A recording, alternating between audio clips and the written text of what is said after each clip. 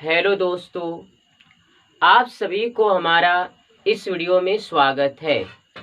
आज के इस वीडियो में हम सभी लोग विषय हिंदी से संबंधित महत्वपूर्ण प्रश्नों के बारे में जानने वाले हैं। जी हाँ दोस्तों, हिंदी और हिंदी से संबंधित महत्वपूर्ण प्रश्नों के बारे में जानने वाले हैं। खास करके बिहार मैट्रिक एग्जाम में पूछ देता है कि विष के दांत जो कहानी है यह क्या है। कहानी है, निबंध है, उपन्यास है। पूछ देता है कि बहादुर जो पाठ है साहित्य की कौन सी विद्या है। कहानी है कि निबंध है कि उपन्यास है। तो इन सारे प्रश्नों को देखा जाता है बिहार बोर्ड में। तो आज हम सभी लोग इस वीडियो में जानने वाले हैं कि कौन कहानी है, कौन निबंध है। तो देर ना करते हुए हम लोग इस वीडियो को शुरू करते हैं। ध्यान दीजिए दोस्तों, यहाँ पर मैंने एक तरफ लिखा है शीर्षक, दूसरी तरफ लिखा है साहित्य की कौन सी विद्या है। तो देखिए दोस्तों, बहादुर पाठ का नाम क्या है हमारा, बहादुर। ये जो पाठ है इस पाठ को हम लोग अच्छी प्रकार से समझेंगे। इस पाठ में एक लड़का, यहाँ पर पाठ का नाम क्या है, बहादुर। तो ये जो पाठ है बहादुर, ये क्या है, साहित्य की कौन सी विद्या है। तो याद रखिएगा, कहानी है। जी हाँ दोस्तों, बहादुर क्या है, कहानी है। उसी प्रकार से अगले पाठ का नाम है मछली। जी हाँ मेरे दोस्तों, अगले पाठ का नाम क्या है, मछली। और ये जो मछली पाठ है ये साहित्य की कौन सी विद्या है। तो याद हम लोग को रखना है, मछली जो पाठ है ये भी एक प्रकार का कहानी है। क्या है दोस्तों, ये भी एक प्रकार का कहानी है। उसी प्रकार से विष के दांत, विष के दांत भी क्या है, तो एक प्रकार का ये भी कहानी है। तो हम लोग याद रखेंगे, बहादुर हो गया, मछली हो गया, विष के दांत हो गया, ये तीनों क्या है, कहानी है। तो देखिए, इसको याद करने का तरीका, चूंकि ना हम लोग याद तो करते हैं बट भुला जाते हैं। तो एक तरीका हम आप लोग को बता रहे हैं जिस तरीका से आप लोग इस ट्रिक की मदद से लंबे समय तक याद रख पाइएगा। तो बहादुर नाम का लड़का वो क्या करता है, मछली पकड़ता है। जब वो अपने घर पर मछली लेकर के आता है तो उसका मछली ना विषाक्त निकलता है, अर्थात विषैला निकलता है। लेकिन वो लड़का उस विषाक्त मछली को खाता नहीं है बल्कि फेंक देता है। ये रहा हमारा कहानी। अब इसको हम लोग समझते हैं। तो ट्रिक है कि बहादुर का मछली विषैला है। जी हाँ दोस्तों, हमारा ट्रिक क्या है, बहादुर का मछली विषैला है। तो देखिए, बहादुर से याद रखिएगा, बहादुर। और बहादुर क्या पकड़ता है, तो मछली पकड़ता है। और मछली पकड़ करके वो घर पर आता है लेकर के, लेकिन वो मछली कैसा निकलता है, विषैला निकलता है। तो विषैला में एक शब्द है विष। तो विष से क्या याद रखेंगे, विष के दांत। और का से हो गया हमारा कहानी। तो ये तीन पार्ट, ये तीन शीर्षक ऐसे हैं जो कि कहानी है। बहादुर हो गया, मछली हो गया, विष के दांत हो गया, और का से हो गया हमारा कहानी। तो ठीक हमें याद रखना है, बहादुर का मछली विषैला है। जी हाँ दोस्तों, बहादुर का मछली विषैला है। बहादुर, का से हो गया कहानी, मछली हो गया, विष से हो गया विष के दांत। ये तीनों के तीनों कहानी है। तो हमने क्या क्या याद रखा, बहादुर कहानी है, मछली कहानी है, विष के दांत कहानी है। तो आगे कहा जा रहा है, नाखून क्यों बढ़ते हैं। नाखून क्यों बढ़ते हैं, पाठ का नाम है। पाठ का नाम क्या है, नाखून क्यों बढ़ते हैं। और अगर एक कौन सी विद्या है, कहानी है कि निबंध है। तो याद रखना है हम लोग को कि नाखून क्यों बढ़ते हैं, ये जो है ललित निबंध है। जी हाँ मेरे दोस्तों, नाखून क्यों बढ़ते हैं ये क्या है, तो ललित निबंध है, या आप निबंध भी याद रख सकते हैं। उसी प्रकार से बात करें नागरी लिपि, ये जो नागरी लिपि है ये साहित्य की कौन सी विद्या है? तो ये भी क्या है? निबंध है। हम लोग जाने कि बहादुर, मछली और विष के दांत ये 3 कहानी था, लेकिन अब हम सभी लोग निबंध पर विचार करने वाले हैं कि निबंध कौन कौन है। तो देखिए, नाखून क्यों बढ़ते हैं, ये निबंध हो गया। नागरी लिपि क्या हो गया? तो ये निबंध हो गया। इसको आप ऐसे याद रख सकते हैं, न से हो गया निबंध, यहाँ पर भी न है तो न से हो गया हमारा निबंध हो गया। नेक्स्ट, परंपरा का मूल्यांकन। परंपरा का मूल्यांकन ये क्या है? तो ये भी एक प्रकार का निबंध है। क्या है दोस्तों? तो परंपरा का मूल्यांकन ये भी एक प्रकार का निबंध है। श्रम विभाजन और जाति प्रथा, श्रम विभाजन और जाति प्रथा जो भीमराव अम्बेडकर के द्वारा लिखा गया है, और ये भी क्या है? हमारा निबंध है। तो याद रखना है 4 निबंध है। कौन कौन? तो नाखून क्यों बढ़ते हैं निबंध है, और नागरी लिपि निबंध है, परंपरा का मूल्यांकन ये भी निबंध है, और श्रम विभाजन जाति प्रथा ये भी निबंध है। अब ध्यान दीजिए, इस ट्रिक की सहायता से आप लोग याद रख पाएंगे क्या? कि नानी परमेश्वर का भजन कर। जी हाँ दोस्तों, ट्रिक है हमारा क्या है?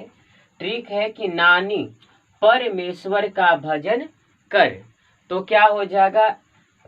नानी में ना है, क्या है? ना। और यहाँ ना का मतलब है, ना से हो गया नाखून क्यों बढ़ते हैं, और एक और ना से हो गया नागरी लिपि हो गया। ना से यहाँ 2 शब्द मिल रहा है। कौन कौन? तो ना से नाखून क्यों बढ़ते हैं, और ना से हो गया हमारा नागरी लिपि। अब देखिए, पर से हो जाएगा हमारा, यहाँ देखिए पर है ना, तो पर से याद हो करिएगा परंपरा का मूल्यांकन। और यहाँ पर का को हमें साइलेंट रखना है, क्योंकि का से हमें कोई मतलब नहीं है, क्योंकि इसके प्रारंभ में कहीं का दिखाई दे रहा है? नहीं दे रहा है, तो का से हमें कोई मतलब नहीं है।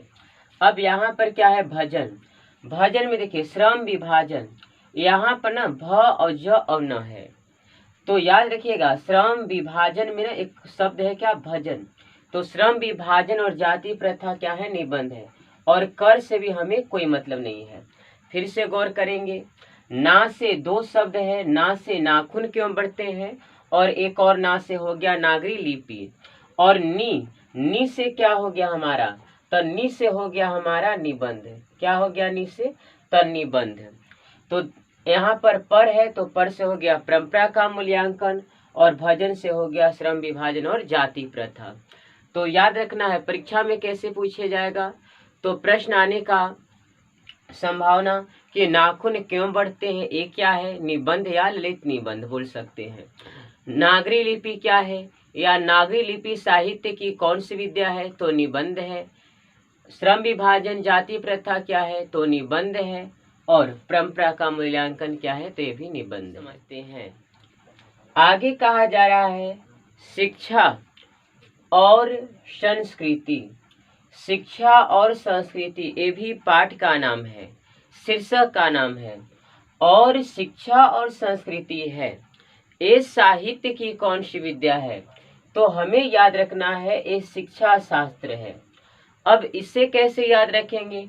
तो ये बहुत ही आसान है। यहाँ पर शब्द है शिक्षा, और यहाँ पर भी है शब्द एक शिक्षा। तो शिक्षा और संस्कृति क्या है? तो याद रखना है शिक्षा और संस्कृति है शिक्षा शास्त्र है। अगले प्रश्न की ओर हम लोग ध्यान देते हैं। आगे कहा जा रहा है नौबत खाने में इबादत। इबादत का मतलब होता है प्रार्थना करना। तो नौबत खाने में इबादत, और ये साहित्य की कौन सी विद्या है? तो ये है हमारा व्यक्ति चित्र। क्या है दोस्तों? व्यक्ति चित्र। नौबत खाने में इबादत, ये साहित्य की कौन सी विद्या है? व्यक्ति चित्र। अब इसे हम लोग कैसे याद रख पाएंगे? तो देखिए यहाँ पर एक शब्द है व्यक्ति, और कोई व्यक्ति है, तो जो व्यक्ति है तो पहले क्या करता है, पहले चित्र बनाता है, व्यक्ति चित्र है ना। अब हमें इसे याद करना है, तो कैसे याद रख पाएंगे, तो याद रखिएगा कोई व्यक्ति है, तो जो कोई व्यक्ति है वो पहले क्या करता है, तो पहले वो चित्र बनाता है और चित्र बना करके भगवान का इबादत करता है। इबादत माने होता है प्रार्थना। कोई व्यक्ति है वो पहले चित्र बनाता है और चित्र बना करके पहले भगवान का प्रार्थना करता है और प्रार्थना करने के बाद फिर वह खाने अर्थात खाना खाता है। तो देखिए प्रश्न में आ जाए कि नौबत खाने में इबादत के लेखक कौन है, तो खाना। और खाना कौन खाता है भाई, तब व्यक्ति। अब हमें इसे रिलेट करना है, इसीलिए याद रखना है कि नौबत खाना, खाना कौन खाता है भाई, तो व्यक्ति खाता है। इबादत कौन करता है, भगवान का, तो व्यक्ति करता है। चित्र कौन बनाता है, तो व्यक्ति। अब ध्यान दीजिए, जीत जीत मैं निरखत हूँ। अब हम लोग को पहले बचपन में थे तो 100 रुपया मिल जाता था, तो बहुत ही हम लोग के मन में एक खुशी जग जाता था, नहीं। अब उसी प्रकार से जीत जीत में निरखत हूँ। अब कोई व्यक्ति जो है वो जीता, क्या जीता भाई, तो शास्त्राकार। कोई व्यक्ति कार जीता, यहाँ देखिए शास्त्राकार, कोई व्यक्ति जीता, जीत, तो कोई व्यक्ति जीत अर्थात जीता, क्या जीता, तो कार जीता। सोचिए वो व्यक्ति कार जीता तो भी क्या होगा, निरखत, अर्थात बार बार कार को निरखेगा, परखेगा नहीं। तो आप इससे रिलेट करके याद रख पाएंगे। अब देखिए आविन्यो क्या है ये, तो देखिए आविन्यो को याद रखने का तरीका है, ललित यहाँ पर है, वैसे ललित रचना है, लेकिन याद करने के सहूलियत से मैं यहाँ पर एक पाई जोड़ दे रहा हूँ, ललिता इसको बना दे रहा हूँ, क्योंकि हमें याद करना है। तो आविन्यो ललित रचना है। अब देखिए आविन्यो में है आओ, है ना, आ, अब यहाँ पर वह है, तो आ और वह, आओ। कौन आओ भाई, तो कोई लड़की है और उस लड़की का नाम है ललिता। अब इसे याद करना है हमें, ललिता। अब कोई लड़की है उसका नाम है ललिता, और ललिता को कोई कह रहा है कि आओ, है ना, क्या करो, आओ। यहाँ पर आ और वह है, आओ। आओ क्यों आओ भाई, तो आओ और यहाँ पर रचना में क्या है, चना। आओ और चना खाओ, आओ चना खाओ और जाओ, नहीं। इस प्रकार से याद रखिएगा। आविन्यो में है आओ, और कौन आओ भाई, तो ललिता तुम आओ और चना खाओ और खा के जाओ, नहीं। तो आविन्यो में आओ, और किसे आने की बात कर रहा था वो, तो किसे, ललिता को। और ललिता क्या खाना पसंद कर रही थी, तो चना। तो इस प्रकार से आप याद रख सकते हैं। तो देखिए शिक्षा और संस्कृति क्या है, तो शिक्षा शास्त्र है। उसी प्रकार से नौबत खाने में इबादत क्या है, तो व्यक्ति चित्र है। जीत जीत में निरखत हूँ, एक क्या है, तो शास्त्राकार है। आविन्यो क्या है, तो ललित रचना है। तो इस प्रकार से हम सभी ने कौन कहानी है, कौन निबंध है, और बहुत सारी चीज़ों का अध्ययन किए। तो आज के लिए इतना ही। यदि आप सभी को हमारा वीडियो अच्छा लगा होगा तो लाइक करें, सभी को हमारा वीडियो अच्छा लगा होगा तो लाइक करें, और कमेंट में अपना राय अवश्य बताएं। धन्यवाद दोस्तों, thank you watching this video.